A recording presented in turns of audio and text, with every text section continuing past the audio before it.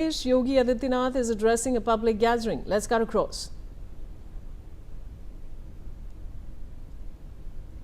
भारत की पौराणिक धरती के साथ साथ ऐतिहासिक पृष्ठभूमि और भारत के प्रथम स्वतंत्र समर की गवाह रही है।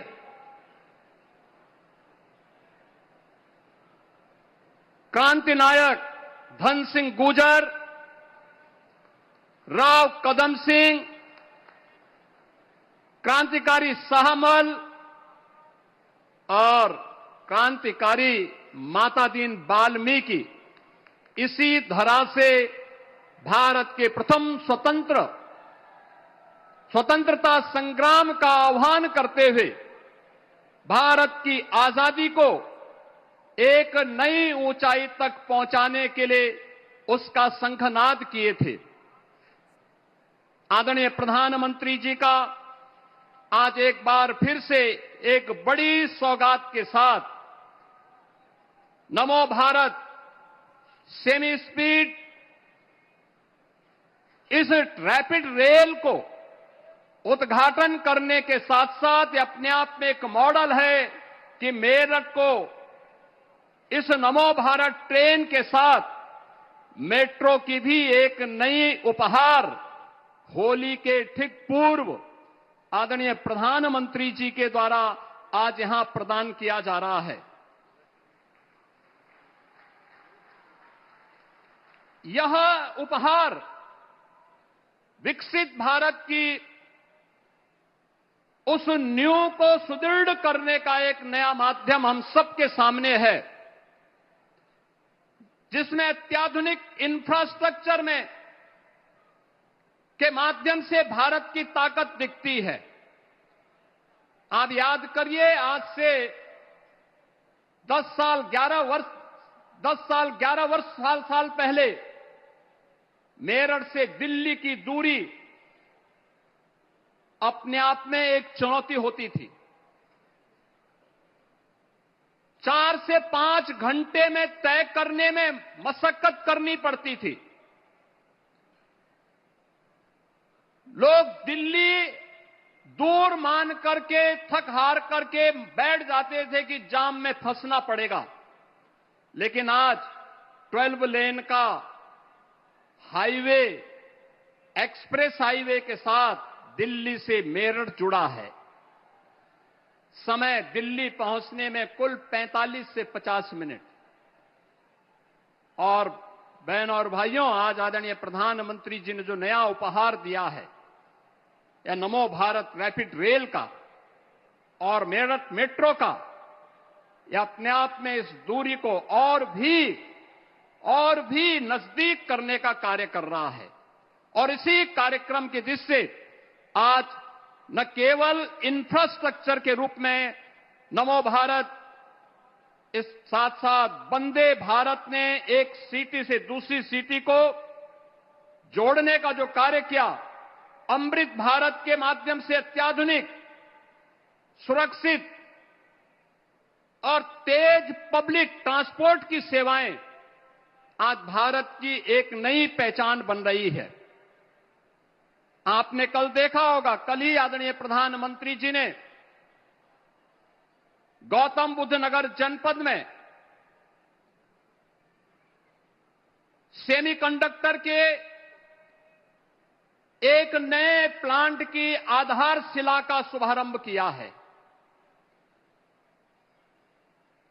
आने वाले समय की चुनौती को देखते हुए नए भारत में आदरणीय प्रधानमंत्री जी के नेतृत्व में हमारा भारत कैसे आगे बढ़ रहा है, इन सभी दृश्यों को हम सब साक्षी बन रहे हैं।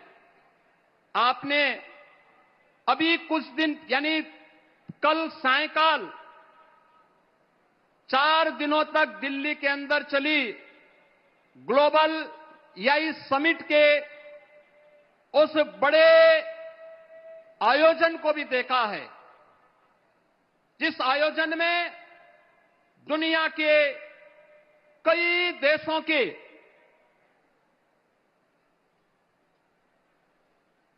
राष्ट्राध्यक्षों ने सहभागिता की।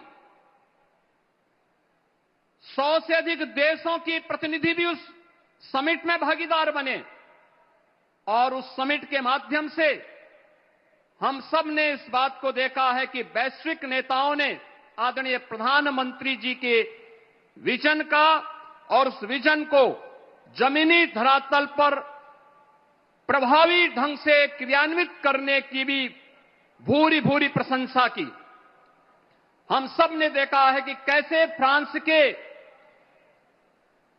राष्ट्रपति मैक्रोन ने डिजिटल भारत की सफलता पर विस्तार से उस EI समिट के अंदर अपनी बात को कहा था। उन्होंने कहा कि भारत ने कुछ ऐसा बनाया जो दुनिया का कोई दूसरा देश नहीं बना सकता। 1.4 बिलियन लोगों के लिए एक डिजिटल पहचान, यानी 140 करोड़ लोगों की डिजिटल पहचान, 1% सिस्टम जो अब तक हर महीने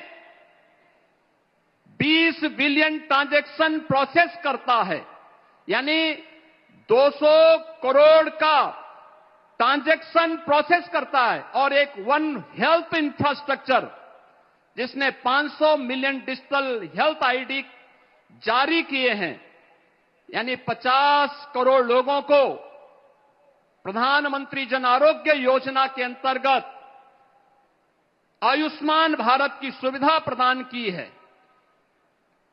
यानी राष्ट्रपति मैक्रोन का यह कहना साबित करता है कि आदरणीय प्रधानमंत्री जी की दूरदर्शिता, वह विकसित भारत में वंचितों को वरीयता मिले, बिना भेदभाव के शासन की योजना का लाभ हर गरीब को, हर किसान को, हर नौजवान को और समाज के हर तबके को प्राप्त हो। यह डिजिटल इंडिया की सफलता की ओर आज पूरी दुनिया का ध्यान आकर्षित हुआ है। बहनों और भाइयों, आदरणीय प्रधानमंत्री जी का यह अत्याधुनिक इंफ्रास्ट्रक्चर के प्रति विजन, ये विकसित भारत की उस आधारशिला का विजन है जिसकी आज पूरी दुनिया में चर्चा है। नमो भारत, रैपिड रेल का उद्घाटन, मेट्रो का विस्तार, Vande Bharat, waterway, expressway, dedicated freight corridor की ये सुविधाएं जिस तेजी के साथ पूरे देश के अंदर फैली हैं, आज कौन नहीं उनकी ताकत को महसूस कर रहा है, कैसे जीवन को आसान किया गया है। और हम लोगों को देख करके, क्योंकि हम लोग देखते हैं कि देश पहले कैसे चलता था 2014 के पहले। अभी हाल ही में आदरणीय प्रधानमंत्री जी ने देश के अंदर इंफ्रास्ट्रक्चर की मॉनिटरिंग की जिस 50वीं बैठक की है, यानी इससे पहले 49 बैठकें संपन्न हुई हैं। इससे पहले कभी कोई प्रधानमंत्री, क्या कोई मंत्री भी अपने विभाग के कार्यों की समीक्षा नहीं करता था, बड़े प्रोजेक्ट की मॉनिटरिंग नहीं होती थी। और परिणाम क्या है? प्रगति नाम का जो आधुनिक व्यवस्था आज देश के अंदर देखने को मिल रही है, जो आइडिया आदरणीय प्रधानमंत्री जी के द्वारा उस प्रगति की समीक्षा बैठक के माध्यम से दिया जाता है, हर भारतवासी देख करके इस बात को चौंकेगा कि इस प्रगति की समीक्षा बैठक के माध्यम से भारत ने इंफ्रास्ट्रक्चर के 85 लाख करोड़ की परियोजनाओं को, जो दशकों से लंबित पड़ी हुई थी, मात्र पिछले 10 वर्ष के अंदर जमीनी धरातल पर हकीकत में होते हुए देखा है। और इसीलिए हम सब इस बात पर गौरव की अनुभूति करते हैं कि हमारे प्रधानमंत्री आज नए भारत के साथ साथ आधुनिक भारत के शिल्पी हैं, उसके निर्माता भी हैं। बहनों और भाइयों, आज जब यहां पर आदरणीय प्रधानमंत्री जी इस रैपिड रेल और मेट्रो के इस उद्घाटन कार्यक्रम के अवसर पर यहां पर स्वयं उपस्थित हुए हैं, मैं इस अवसर पर आदरणीय प्रधानमंत्री जी को सादर आमंत्रित करूंगा। उनके विजन के अनुरूप अभी इसी प्रकार का एक नया इंफ्रास्ट्रक्चर उन्होंने यहां पर इसी मेरठ के अंदर जिस उत्तर प्रदेश की पहले स्पोर्ट्स यूनिवर्सिटी का शिलान्यास किया था, वह इस अप्रैल तक बन करके तैयार हो जाएगा। उसमें क्लासेज गत वर्ष प्रारंभ हो चुकी हैं। खेल और खेल संस्कृति पर आदरणीय प्रधानमंत्री जी का विशेष जोर है और Meerut one district one sports के इस कार्यक्रम के अंतर्गत, वन प्रोडक्ट के अंतर्गत स्पोर्ट्स आइटम इस मेरठ के अंदर ही तैयार होती हैं। इसी प्रकार से गौतम बुद्ध नगर जनपद में देश का जो सबसे बड़ा एक इंटरनेशनल एयरपोर्ट का निर्माण हो रहा है, नोएडा इंटरनेशनल एयरपोर्ट, वह लगभग तैयार हो चुका है। आदरणीय प्रधानमंत्री जी ने उसका शिलान्यास भी किया, उसका उद्घाटन भी आदरणीय प्रधानमंत्री जी के कर कमलों से हो, यह भी हर उत्तर प्रदेश वासी की इच्छा है। और अभी हाल ही में केंद्रीय कैबिनेट ने नोएडा मेट्रो के नए रूट को भी अपनी स्वीकृति और सहमति दी है। मैं इसके लिए आभार व्यक्त करता हूं और आदरणीय प्रधानमंत्री जी से विनम्र अनुरोध करता हूं कि उन्हीं की प्रेरणा है कि हर कार्य के लिए जनप्रतिनिधि को तैयार होना चाहिए कि उसका शिलान्यास भी करे, अपने आप को ऐसा बनाए कि उद्घाटन भी किया जा सके। और मैं सादर आमंत्रित करूंगा कि उस मेट्रो का शिलान्यास भी उनके कर कमलों से हो और साथ साथ 3-4 वर्ष में जब वह मेट्रो बनकर के तैयार हो तो जैसे रैपिड रेल, नमो भारत रैपिड रेल का शिलान्यास आपके कर कमलों से हुआ और आज लोकार्पण का भी भव्य आयोजन आपके कर कमलों से संपन्न हो रहा है, ऐसे ही इस नोएडा मेट्रो के इस नए रूट का लोकार्पण भी अगले 3 वर्ष के अंदर तैयार होने के उपरांत आपके कर कमलों से हो।